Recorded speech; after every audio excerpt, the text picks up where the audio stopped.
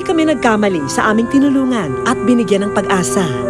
Ang anak nilang si Cristina, ngayon nakagraduate na ng kolehiyo sa tulong ng scholarship na iginawad namin sa kanya. So, nung dumating itong wish ko lang, so, napakalaking tulong niya kasi yan, ngayon, graduate na ako. At least, may mas malaking opportunity akong mabibigay sa family ko. Ngunit kasabay ng masayang balitang ito ay ang malungkot na balitang na maalam na si Lolo Jan. Biyernes ng nagdaang linggo, pumanaw ang masipag naming kaibigan.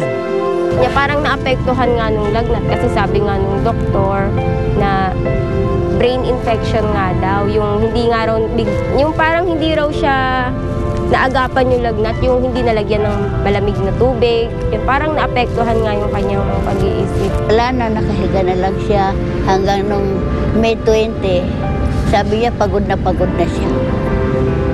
Tapos ang huli niya, Mama, I love you. Tapos sabi niya, pagod na ako. Sabi niya, papahinga na ako. Totally ka, natapos na si Cristina. Meron na kayong aasahan. Hanggang pagkatos, huminga na siya, wala na. Sa pamamaalam ng haligi ng tahanan, hindi raw nila malilimutan ang pagpupunyagi niya.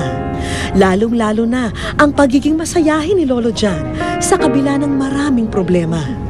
Lahat ng paraan ginagawa niya para lang sa amin, yung pamasahe ko araw-araw, pinagsisikapan niya yun para lang makapasok ako araw-araw. Nagtsatsaga talaga siya.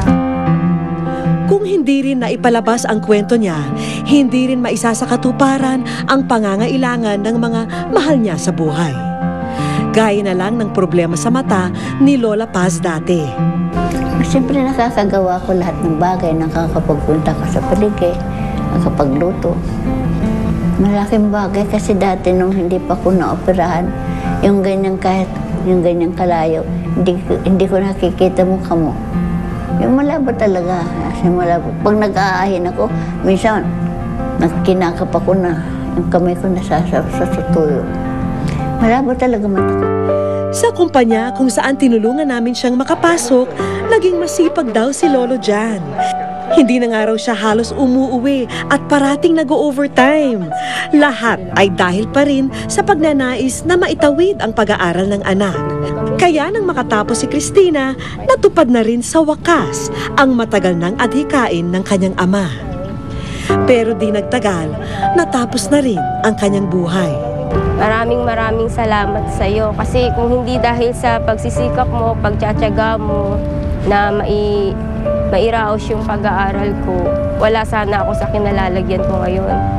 Bali, itong pagtatapos ko, alay ko para sa iyo. Daddy, para sa ito, inaalay namin dahil mahal ka namin. Dad, this is for you. We will miss you. Mahal na mahal ka namin. Bagamat lumisan na sa piling ng mga minamahal, isang mahalagang pamana ang iniwan ni Lolo Jan sa kanila.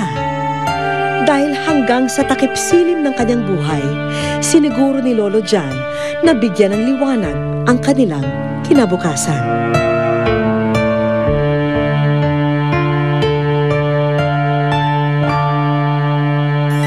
Sa huli, wala po tayong dapat katakutan kung naging ganap ang ating buhay. Hanggat sa susunod na Sabado po, ako po si Vicky Morales. At ito po, ang wish ko lang.